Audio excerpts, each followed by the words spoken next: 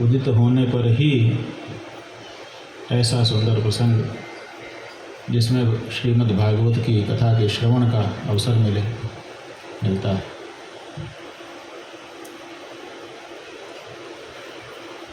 निश्चित रूप से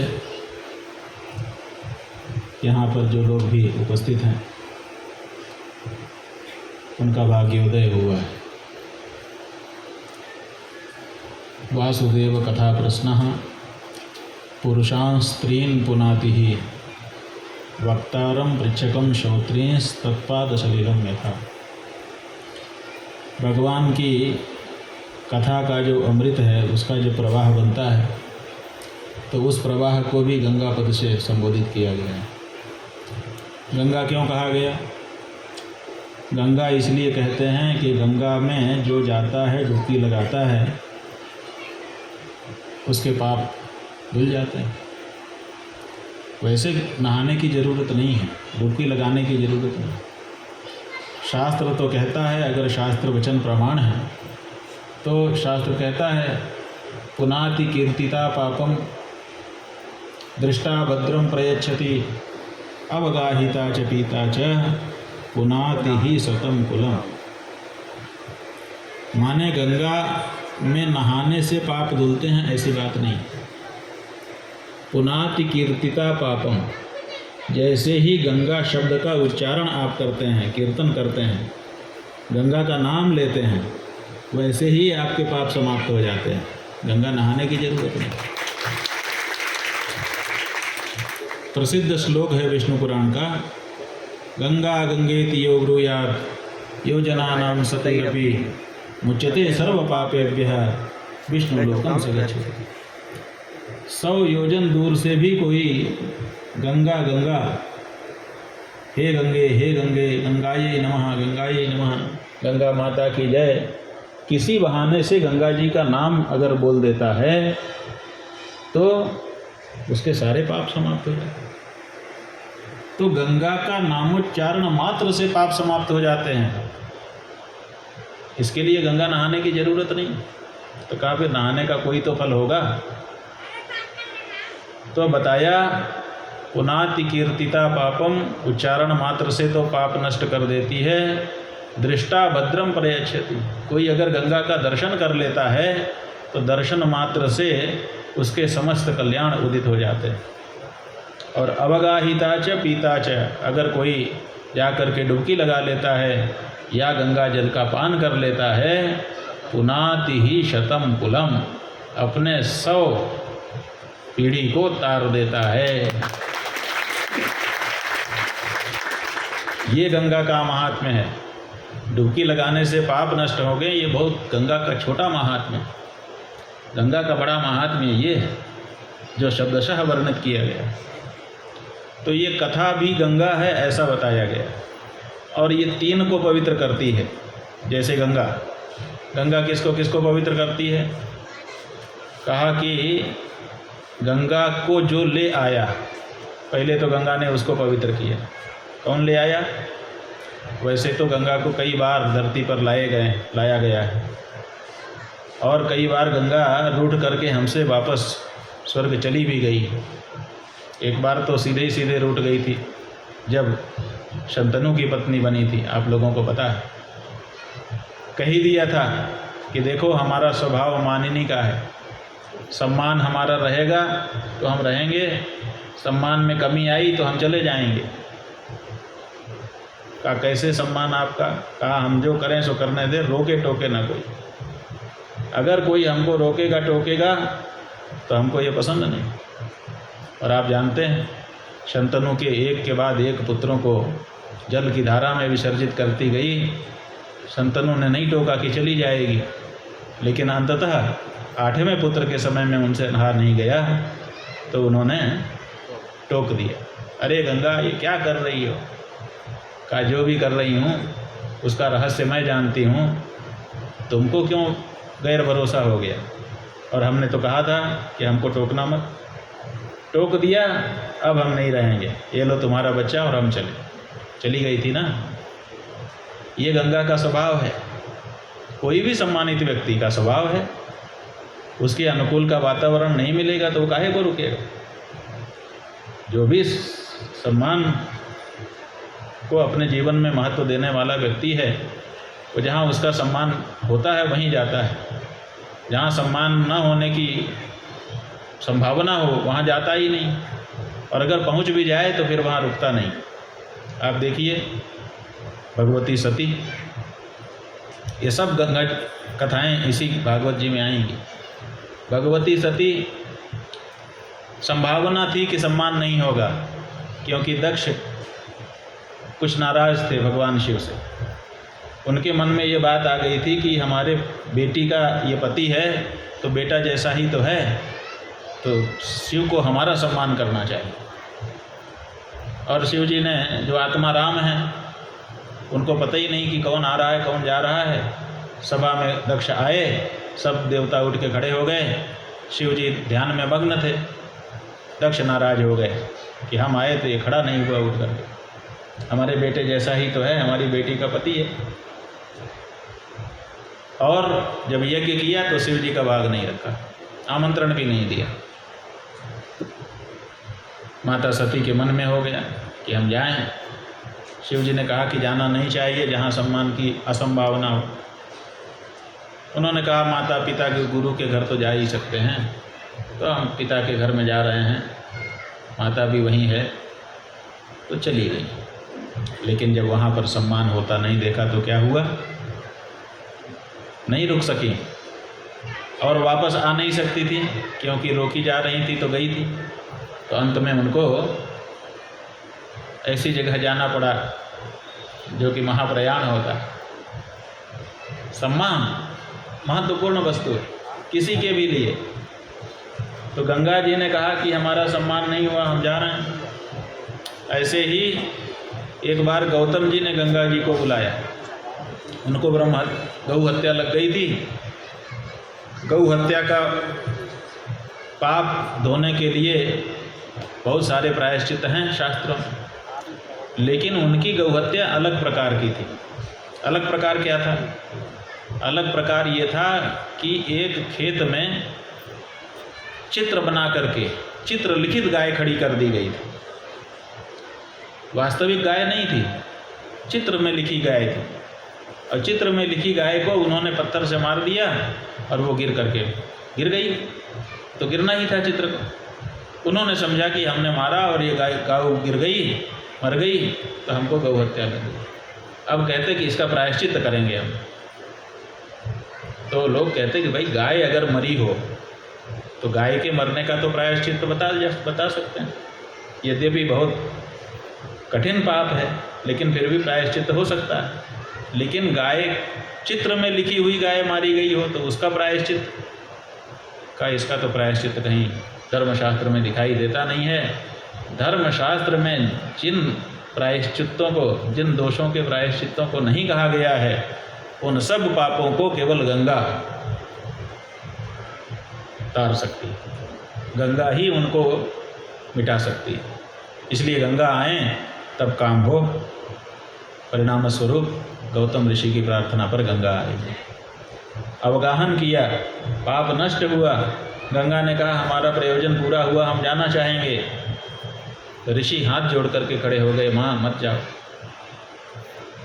नहीं नहीं, हम तो जाएंगे माँ, आपको यहाँ पर हम सम्मानपूर्वक रखेंगे।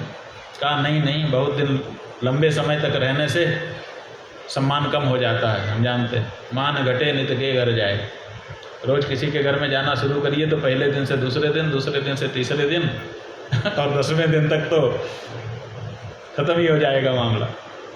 इसलिए मान घटे नित के, लंबे समय तक अगर कोई कहीं रुक जाए तो उसके सम्मान में कमी आ जाती है। इसलिए गंगा ने कहा कि हम लंबे समय नहीं रहेंगे, आएंगे, काम करेंगे, चले जाएं। इसलिए जा रहे हैं। तो गौतम ऋषि के साथ दूसरे ऋषियों ने भी ये शिव पुराण की कोटि रुद्र संहिता में कथा, सभी ऋषि महर्षियों ने प्रार्थना की कि महाराज भगवती आप रुकिए, हम आपका सर्वोच्च सम्मान सदा रखेंगे, कभी भी हम गंगा का अपमान नहीं करेंगे किसी हालत में। और आपको अगर भरोसा नहीं है तो हर 12 वर्ष के बाद हम आपके तट पर आकर के इस बात को प्रमाणित करेंगे कि अभी भी अपना दिया वचन हमने याद रखा है। यही कारण है कि 12 वर्ष के बाद लोग गंगा नहाने के लिए जाते हैं। कहते हैं कुंभ लगा हुआ है, करोड़ों लोग अपने अपने घरों से निकलते हैं। आप में भी से जाने कितने जा चुके होंगे और जाने कितने जाने की इच्छा लेके बैठे होंगे। हम लोग यही सोचते थे कि करोड़ों लोग बिना बुलाए कैसे आ जाते हैं। अपने बाप के घर बिना बुलाए न जाने का प्रण करने वाले ये सनातन धर्मी ये बिना बुलाए कैसे यहाँ पर आ जाते हैं।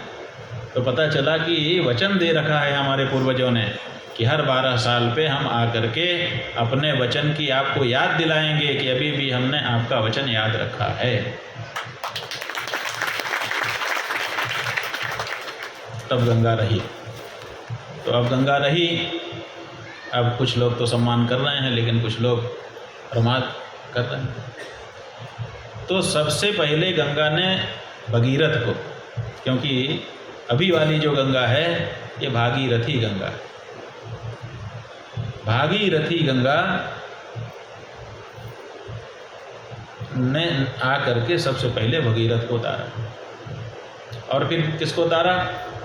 भगीरथ के रथ के पीछे पीछे चलते हुए गई गंगा सागर। वहाँ कपिल मुनि का आश्रम है। उन कपिल मुनि की कथा भी आपके भागवत जी में आएगी। वहाँ जा कर के सगर के जो 60,000 पुत्र कपिल मुनि के शाप से दग्ध हो गए थे उनको तार दिया। माने जिसने लाया उसको, जिसके लिए लाया उसको, और फिर बीच में जो लोग मिल गए, जो गंगा काशी में जाके नहा ले रहे हैं, हरिद्वार में जाके नहा ले रहे हैं, पटना में जाके नहा ले रहे हैं, गंगा सागर में जाके नहा ले रहे हैं, उनको भी गंगा तार दे रही है, उनके पापों का भी प्रक्षालन कर दे रही है। जैसे इस गंगा के बारे में कथा है वैसे ही ये जो भागवत की कथा गंगा है, ये कथा गंगा भी ऐसा ही कार्य करती है। क्या कि पहले तो जो करवा रहा है कथा को जिसने यहाँ आज मूर्त रूप दे दिया, पहले तो उसको तारेगी। उसके बाद जिसके लिए, जैसे यहाँ पर ये अरविंद जी और ये संतोष जी हैं, ये कथा करवा रहे हैं, तो सबसे पहले कथा इनको तारेगी। इनको तारने के बाद फिर ये अपने पिता विष्णु प्रसाद सोनी जी के लिए कथा कर रहे हैं, यही ना, कि वो तर जाएं पितृमोक्ष के लिए। तो फिर उनको तारेगी और उसके बाद हम और आप बीच में आकर के मिल गए, हमको भी तार देगी। ये कथा गंगा। और देखिए आज पूर्णिमा का दिन है और हम परमहंसी से यहाँ सीमोल्लंघन करके चले आए। सन्यासियों का ये नियम है कि 10 महीने तक वो परिव्रजन कर सकते हैं। पहले तो 8 ही महीने कर सकते थे, 4 महीने का चातुर्मास्य होता है, वर्षा ऋतु। तो प्रायण प्राविशि प्राणी संकुलम दृश्यते। प्रायः वर्षा काल में बहुत सारे कीड़े मकोड़े पैदा हो जाते हैं। तो जब कोई चलेगा फिरेगा तो अधिक जीवों के हिंसा की संभावना है। और जो सन्यासी होते हैं वो पूर्णतया अहिंसक होते हैं। उन्होंने वचन दिया हुआ है सन्यास लेने के पहले कि हम किसी की हिंसा नहीं करेंगे। वेद कहता है मां हिंस्यात् सर्वा भूतानि, किसी प्राणी की हत्या मत करो, किसी प्राणी की हिंसा मत करो। तो उस वेद वाक्य का पालन सन्यासी पूर्णतया करते हैं। बाकी लोग भी करते हैं लेकिन उनके कार्यों में हिंसा होती है। जैसे गृहस्थ भी अहिंसक होता है, लेकिन कितना भी अहिंसक हो जाए खेती तो करनी पड़ेगी, अनाज तो घर में लाना पड़ेगा, अनाज को उबाल करके भोजन बनाना पड़ेगा। तो खेती करने में, गाहनी करने में, अनाज को पकाने में, कूटने में, पीसने में जाने कितने जीवों की हिंसा हो जाती है। तो माने वेद कहता है कि मां हिंस्यात्, सर्वभूतानि, किसी भी प्राणी की हिंसा मत करो। और गृहस्थ को ये सब करने में अनिवार्य हिंसा हो ही जाती है, हालांकि फिर उसका प्रायश्चित पंच महायज्ञ जो प्रतिदिन करने के हैं उनको करके किया जाता है, लेकिन फिर भी हिंसा कुछ न कुछ हो ही जाती है। ऐसी स्थिति में सन्यासी इससे भी दूर हो जाता है, न तो कूट रहा है, न पीस रहा है, न पका रहा है, न खा कुछ कर रहा है, माने पूरी तरह से हिंसा से विरत है, न्यूनतम हिंसा। तो अब चलने में जिस समय कीड़े मकोड़े ज़्यादा हो जाएंगे उस समय हिंसा होगी, इसलिए उनकी हिंसा ना हो जाए इसके लिए शास्त्रों ने विधान कर दिया कि सन्यासी 4 महीने चातुर्मास एक जगह पर रहेगा, कहीं संचरण नहीं करेगा। तो जितने भी सन्यासी हैं वो वर्षा काल में रुक जाते हैं। पहले 4 महीने का ये चातुर्मास होता था। मास शब्द के वेद में 2 अर्थ हैं। मास माने 30 दिन का महीना भी, और मास माने 15 दिन का एक पक्ष भी, दोनों मास शब्द से कहे जाते हैं। तो कोई अगर 30 दिन अर्थ करेगा तो 4 महीना हो जाएगा, और अगर 15 दिन का पक्ष अर्थ करेगा तो 2 महीने में ही 4 पक्ष हो जाएंगे, 4 मास हो जाएंगे। और दूसरे गर्ग संहिता में कथा आई, अभी आप श्रीमद् भागवत की कथा में सुनेंगे कि भगवान ने इंद्र पूजा का वारण करके गोवर्धन पूजन करवाया। इंद्र की पूजा मत करो, प्रत्यक्ष देवता गोवर्धन है, पहले उनकी पूजा करो। ये नियम है कि जो सामने है उसको छोड़ करके जो अभी सामने नहीं है उसके बारे में सोचना। जैसे हमारे पास भोजन तैयार हो और एक भूखा सामने हो, और एक को हमने बुला रखा हो कि आएगा, तो जो अभी आया नहीं है उसके लिए भोजन को हम सुरक्षित रखें, और जो सामने भूखा है उसको भूखा ही रहने दें, ये अनुचित है। पहले सामने वाले को भोजन कराना पड़ेगा, फिर बाद की कल्पना करनी पड़ेगी। तो भगवान श्री कृष्ण का ये कहना था कि उपकारक दोनों हैं, इंद्र भी हमारा उपकार करता है और गोवर्धन भी हमारा उपकार करता है। इंद्र वर्षा के द्वारा और गोवर्धन घास देकर के। हमारी गायें घास कहाँ चरती हैं? गोवर्धन की तलहटी में ही तो चरती हैं। इसलिए गोवर्धन भी पूजनीय है, पहले उसकी पूजा करो फिर इंद्र की करना। और इधर क्या था कि इंद्र को कुछ अभिमान हो गया था, तो वो ज़्यादा ही वर्षा कर दे रहे थे। तो अधिक वर्षा जो है उससे फसल नष्ट हो जा रही है। कृपा जो है उसकी भी सीमा है। अति सर्वत्र वर्जये, अति कृपा भी, ये जो घी है ना, ये आग को बढ़ाता है। आप अगर आग जल रही हो उसमें घी डालें तो आग और बढ़ जाएगी, लेकिन बहुत सारा डाल दें तो क्या होगा? आग बुझ जाएगी। इसलिए मात्रा एक सीमित एक प्रक्रिया है, उतना डालेंगे तब तो वो आग को बढ़ाएगी। ज़्यादा ही पूरा टोपिया एक ही बार में उलट दें तो आग जो है बुझ जाएगी। तो घी से भी आग बुझ सकती है, ऐसी बात नहीं है। इसलिए कृपा की भी एक सीमा है। तो इंद्र क्या कर रहे थे कि अधिक वर्षा कर रहे थे, तो भगवान ने गोवर्धन पूजा करा दी और इंद्र ने बादलों को कहा तो उन्होंने घनघोर वर्षा की। इतनी वर्षा की गोकुल डूबने लगा। गायें कहाँ जाएं, गोपाल कहाँ जाएं, तो सबको गोवर्धन के नीचे खड़ा किया 7 दिन। आप लोग सुनेंगे, सुना हुआ है। कहते हैं कि जब इंद्र का अभिमान चूर हो गया कि अति वर्षा करके भी हम इनको परेशान नहीं कर सकते, ये सब सुरक्षित रह सकते हैं, तो फिर वो आए और आकर के भगवान से उन्होंने क्षमा मांगी। क्षमा मांग करके एक तो उनका उपेंद्र पद पर अभिषेक कर दिया कि आज से इंद्र उप हुआ आपका, आप इंद्र से भी बड़े हुए। उपेंद्र माने इंद्र का उप नहीं, उप है इंद्र जिसका, वो उपेंद्र। और दूसरे गोविंद पद पर उनका अभिषेक कर दिया। ये गोविंद जो है ये भगवान का नाम नहीं है, ये गोविंद पद है।